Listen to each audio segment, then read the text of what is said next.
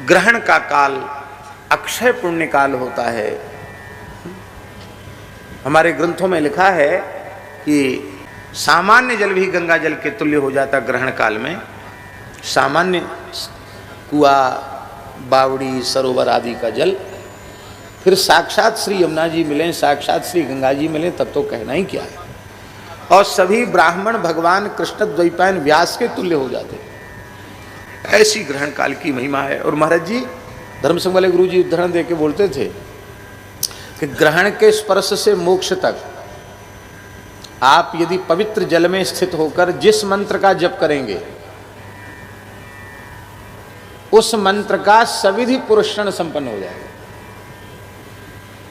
अब वर्तमान समय में सविधि कोई पुरुषण संपन्न होवे, इसमें बड़ी कठिनाई है युग धर्म के कारण।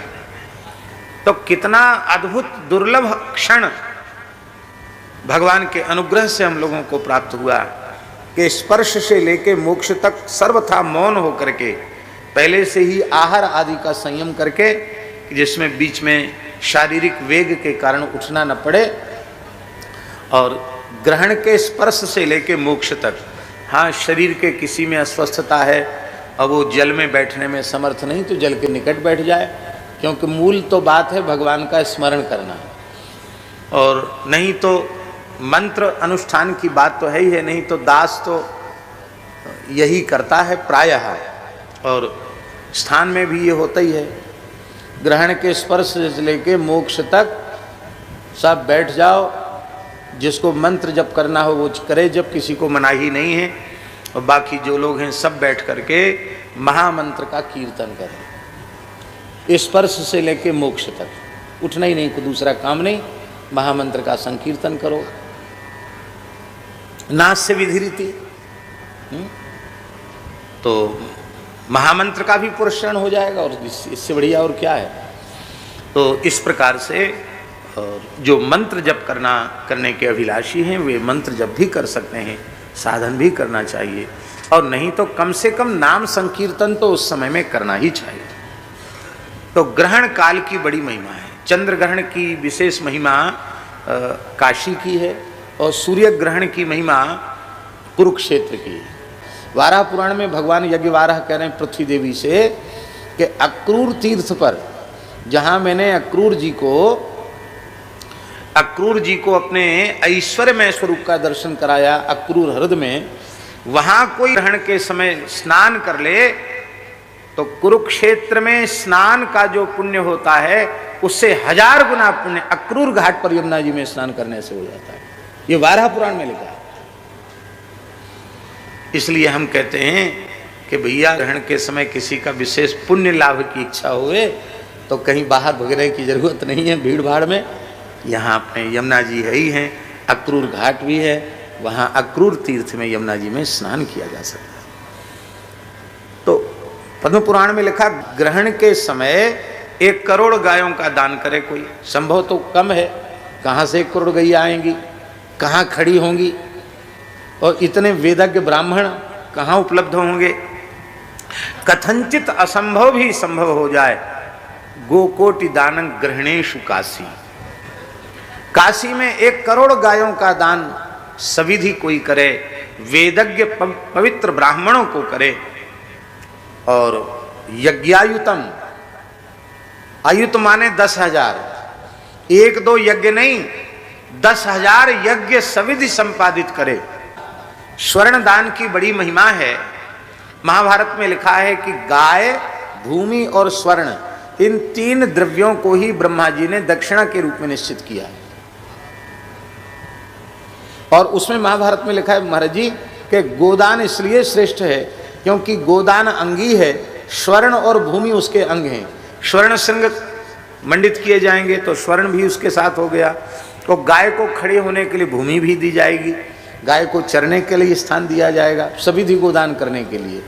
तो भूमि भी उसके साथ आ जाएगी और स्वर्ण भी उसके साथ हो जाएगा। तो गाय गोदान अंगी है, स्वर्ण और भूमि उसके साथ अंग बन करके और उसको दान को, गोदान के कार्य को पूर्ण करते हैं। व्यास भगवान करें गोविंद नाम की समता, 1 करोड़ गायों का दान, वो भी ग्रहण के समय काशी में, स्वर्ण सुमेरु पर्वत के समान स्वर्ण राशि का दान, 10,000 यज्ञ, 100 बार माघ में कल्पवास, और ये सब के सब शुभ कर्म मिलकर उनका जितना पुण्य होता है, और श्री गोविंद नाम के एक बार उच्चारण का जितना पुण्य होता है, उसके 16वें अंश की बराबरी ये सब पुण्य मिलकर नहीं कर सकते। नाम अपराध में नाम की तुलना, नाम महिमा की तुलना किसी अन्य व्रत उपवास आदि से करना, अथवा नाम की तुलना किसी अन्य साधन से करना, ये नामापराधों में नामापराध है। वैष्णव का धर्म है कि नाम से बढ़कर कुछ भी स्वीकार नहीं करें। और महाराज जी जरासंध के कारागार में निरुद्ध राजाओं ने भगवान का स्तवन किया, तो भगवान से प्रार्थना की, कृष्णाय वासुदेवाय हरे परमात्मने प्रणतः क्लेशनाशाय गोविंदाय नमो नमः। और महाराज जी ये इतना चमत्कारिक मंत्र है कि कैसा भी असाध्य कष्ट हो, संकट हो, और भावपूर्वक इस मंत्र से तुलसी भगवान को अर्पित करो तो निश्चित समाधान होता है, इसमें संदेह नहीं है। लेकिन हमारे ब्रज के एक महान संत थे, पूज्य श्री गिरिराज जी वाले पंडित जी महाराज, पूज्य पंडित जी श्री गया प्रसाद जी महाराज, वो कहते थे ये लाला है, लाला को क्लेश नाश के लिए काहे को संकोच में डालो, पंडित जी महाराज कहते थे। इसलिए एकदम व्याकुल हो जाते थे, प्रणतः क्लेश नाश आए, क्लेश नाश की कामना मत करो, कोई इच्छा मत करो, लाल जी से कुछ मत करो, ये तो बस खेलें प्रसन्न रहें, इनते कछु कहो मत, ना अच्छी कामना की करो ना कोई दूसरी, कोई कामना मत रखो इनके साथ। तब क्या करें, केवल प्रणाम करो बस, कछु मत करो, ये सब कछु जानवे वाले हैं, कहवे की जरूरत कहाँ है। तो पंडित जी ने कहा हमसे पूछ रहे हो तो तुलसी तो चढ़ाओ, पर बोलो कृष्णाय वासुदेवाय देवकी नंदनाय च नंद गोप कुमाराय गोविंदाय नमो नमः। कुंती माता जो कह रही है, कोई कामना नहीं है इसमें। कितना सरल साधन है कि गोविंद नाम का केवल उच्चारण मात्र कर ले तो श्री ठाकुर जी प्रसन्न हो जाते हैं। बोलो श्री गोविंद भगवान की जय। वाराह पुराण में लिखा है, भगवान यज्ञ वाराह भूदेवी से कह रहे हैं, हे भूदेवी, वृंदावन में आकर जो मेरे गोविंद स्वरूप का एक बार दर्शन कर लेता है, ये वाराह पुराण का श्लोक है, एक बार मेरे गोविंद स्वरूप का दर्शन कर लेता है तो वह पुनः किसी माता का स्तनपान नहीं करता, किसी माता के गर्भ में उसे प्रवेश ही नहीं करना पड़ता, तो मुक्त हो जाता है। वो गोविंद कौन है? जो इस समय जयपुर में विराज रहे हैं, श्री गोविंद देव भगवान, जिन्हें श्रीमद् रूप गोस्वामी जी महाराज ने अनुग्रह पूर्वक गोमा टीला से प्रकट किया था।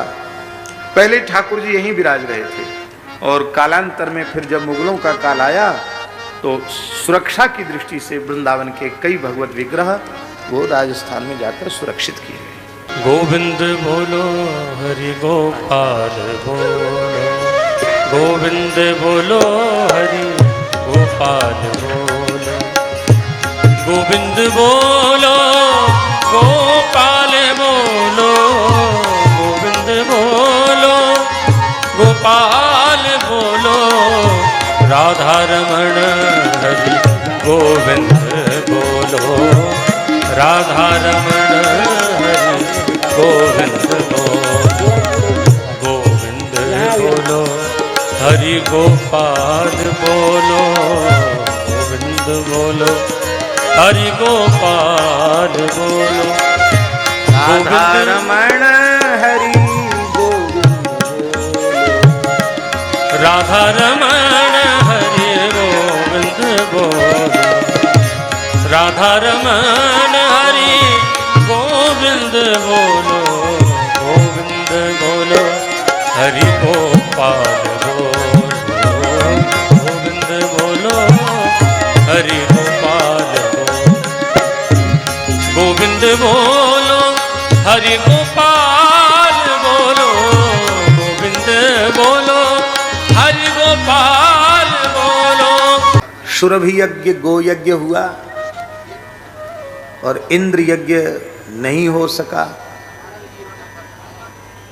इससे इंद्र को रोष हुआ और इंद्र ने अवाच्य वचन भगवान के लिए कहे। भयंकर मेघ गरजने लगे, बिजली चमकने लगी और मोटी मोटी बूंदों से भयंकर प्रचंड पवन के वेग से साथ भयंकर जलवृष्टि होने लगी। गायें अत्यंत भय से कातर होकर डगराने लगी। ग्वाल वाल उन्होंने भगवान का आश्रय लिया।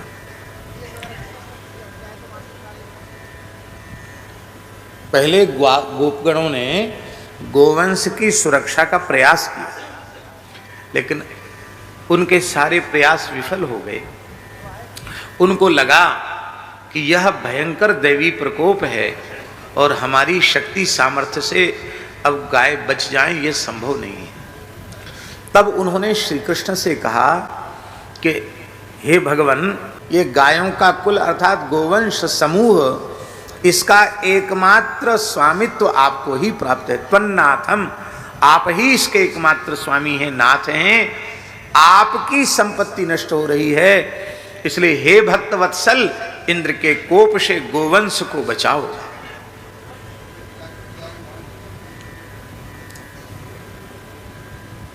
भगवान रीझ गए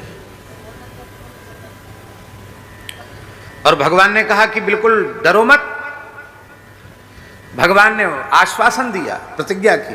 भगवान ने कहा कि देखो, गोष्ठ मेरे आश्रित है, मैं इसका एकमात्र रक्षक हूं, मन्नाथम, और मैं ही इसका एकमात्र स्वामी हूं।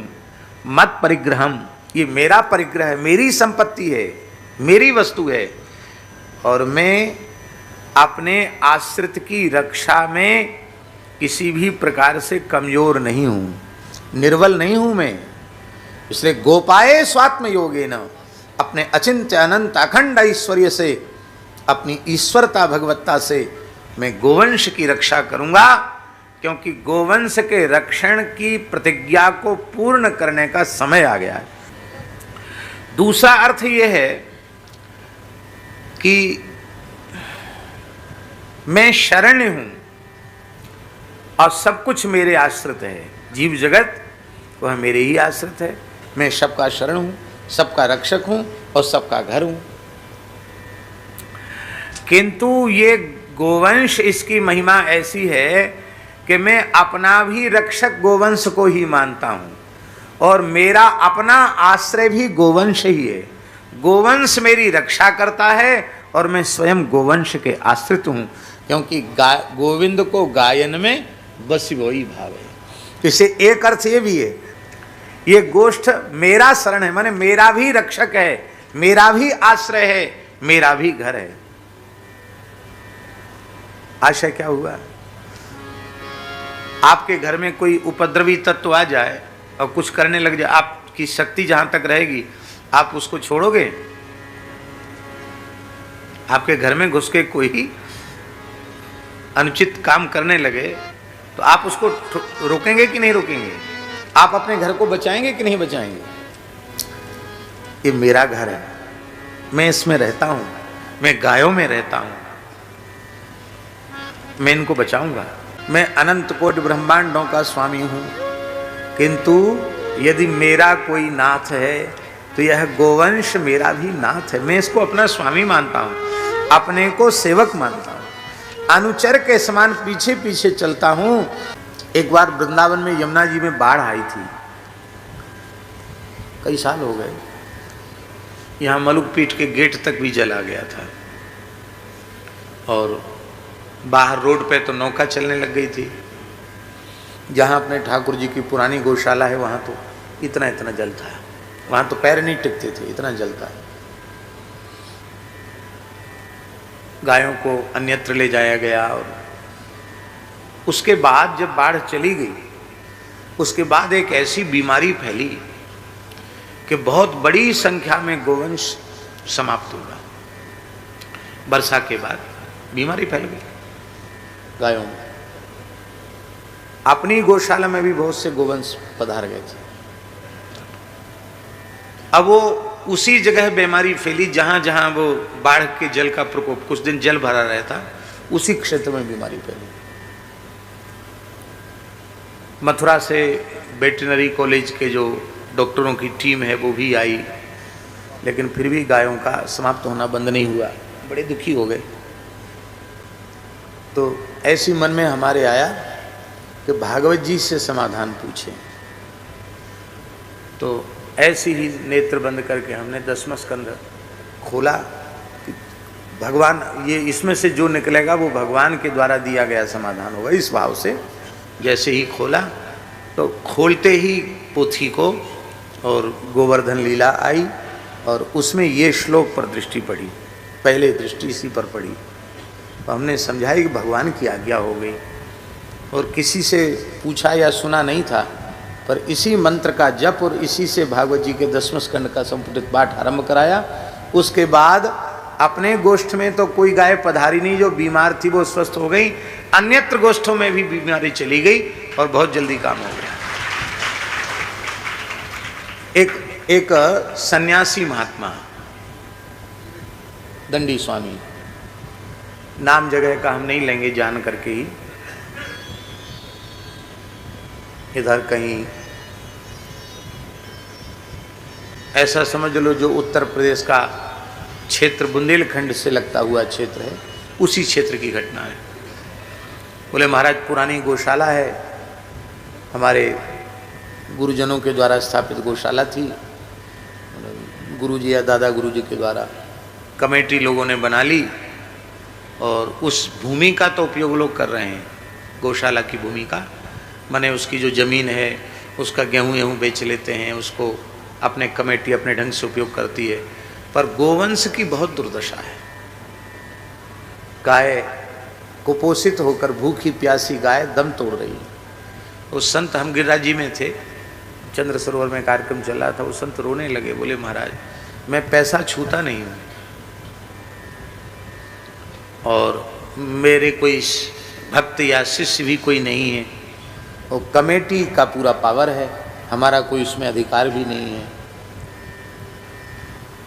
तो वो तो कह रहे थे हम इसलिए आए हैं कि आप चलो महात्माओं को लेके और ज़बरदस्ती वहाँ लोगों को बाहर करो। और उसको मैंने कहा महाराज जो यहाँ है यहीं तो संभल नहीं रहा है, और लड़ाई झगड़े वाला काम तो हमारे स्वभाव के अनुकूल नहीं है, स्वरूप के अनुकूल भी नहीं है, स्वभाव में भी नहीं है और स्वरूप में भी नहीं है। वो काम तो हम करें ये संभव नहीं है। तो फिर कोई समाधान, मतलब उनकी समाधान यही है, आप पैसा छूते नहीं तो किसी ब्राह्मण को अनुष्ठान पर बिठाएंगे तो किसी न किसी भगत से कहना पड़ेगा इनको दक्षिणा दो। तो ये श्लोक इसका जप वहीं गोष्ठ में कुटिया कुल्हां रहते तो हैं, वहाँ से कोई हटाएगा नहीं हमको, वहीं गोष्ठ में रहकर और ये श्लोक इसका जप आरंभ करो, समाधान हो जाएगा। वो गए महाराज जी महात्मा दंडी स्वामी जी और उन्होंने जप शुरू किया। जप शुरू किया तो क्या प्रभाव जप का, जप करते ही उन ट्रस्टियों में ही परस्पर झगड़ा हो गया। कुछ लोग जो लोग गायों के कष्ट का विचार करके दुखी थे, ट्रस्ट में से कुछ लोग फूट के उनसे मिल गए और फिर बड़ा संघर्ष हुआ। अंत में ये हुआ कि जो अराजक थे उनको निकाल के बाहर कर दिया गया और फिर पूरी कार सेवा में लोग जुट गए। गौशाला की सफाई हो गई, बढ़िया सुंदर व्यवस्था, बढ़िया सुंदर सेवा हो गई। वो महात्मा आए, बोले महाराज हमारा चातुर्मास तो हो गया पर गैया का कष्ट दूर हो गया, अब तो पूरा गांव नगर सब लग गए हैं गैया के, बढ़िया काम हो गया। हमको आकर उन्होंने सुनाया। तो इसलिए भगवान से हृदय से की गई प्रार्थना। हाँ, हम जो बात कहना चाहते वो ये है, वर्तमान समय में भी लोग ऐसा कहते हैं कि आप इतनी गो महिमा कहते हैं और भगवान की गैया है, गैया के भगवान हैं, गाय की पुकार सुनकर भगवान आते हैं, ब्रजलीला में प्रधान गाय है और इतनी गैया कट रही हैं, इतनी गायों का संहार हो रहा है अथवा आदि व्याधि से गोवंश पीड़ित हो रहा है, भगवान क्या कर रहे हैं? इसका समाधान है इस लीला में। इंद्र के कोप से गोवंश को पीड़ित देखकर ब्रजवासियों ने अपनी संपूर्ण शक्ति लगा दी गोरक्षा में। जितनी उनकी सामर्थ्य थी उस सामर्थ्य से अधिक प्रयत्न किया उन्होंने। और जब उनको यह लगा कि अब हमारे द्वारा संभव नहीं है, तब हाथ खड़े करके भगवान को पुकारा उन्होंने। और कितनी ऊंची बात है, आत्मरक्षा के लिए नहीं पुकारा कि हमें बचा लो, हमारे लड़के बच्चों को बचा लो, हमारी बहू बेटियों को बचा लो, हमारे धन को, हमारे खेत खलिहान को बचा लो। ये नहीं कहा भगवान हम सबरे के सबरे समाप्त है जाए, हमें पीड़ा नहीं है, पर हमारी गैया बचनी चाहिए। भगवान ने कहा अवश्य, मेरा व्रत है गोरक्षा का, मैं गोरक्षा करूंगा। हम आपसे सत्य कह रहे हैं, उसमें प्रमाणित करने की आवश्यकता नहीं है। भागवत जी साक्षात भगवान का स्वरूप है। जैसे ब्रजवासियों ने ठाकुर जी से गोरक्षा के लिए प्रार्थना की, ऐसी भारत राष्ट्र अपने पहले भगवान के द्वारा दी गई शक्ति सामर्थ्य को गोरक्षा में उसका उपयोग करे, गो सेवा में उसका उपयोग करे। इसके बाद भी बात न बने तो जैसे ब्रजवासियों ने आर्त होकर ठाकुर जी को पुकारा, ऐसे हम सब मिलकर भगवान को पुकारें तो आज भी भगवान प्रकट होकर गोरक्षा करने के लिए तैयार है।